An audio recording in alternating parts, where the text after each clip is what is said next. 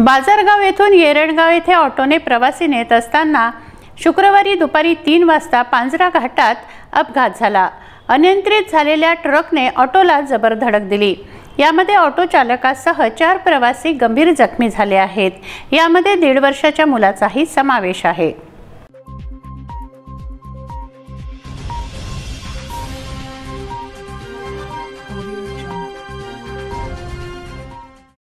नागपूरपासून 15 kilometre अंतरावर असलेल्या बाजारगाव पांजरा घाटात शुक्रवारी दुपारी 3 वाजता ऑटो व ट्रकमध्ये अपघात झाला। या अपघातात ऑटो चालकासह 1.5 वर्षांचा मुलगा असे 4 जण गंभीर जखमी झाले आहेत।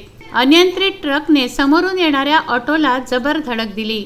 ऑटो चालक पांजरा पठार येथे राहणारे 45 वर्षीय लक्ष्मण गोमाजी टेकाम यामध्ये गंभीर जखमी झाले आहेत।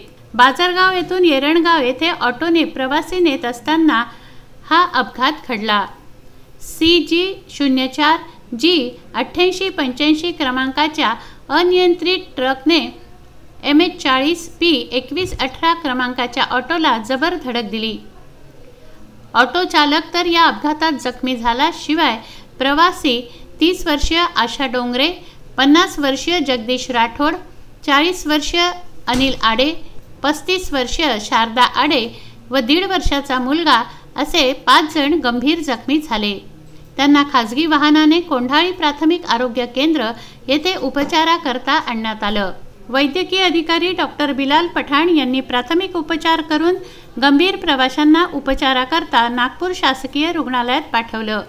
घटनेची माहिती कोंढाळी पोलिसांना दिली असता पोलीस उपनिरीक्षक राम ढगे यांनी पंचनामा केला।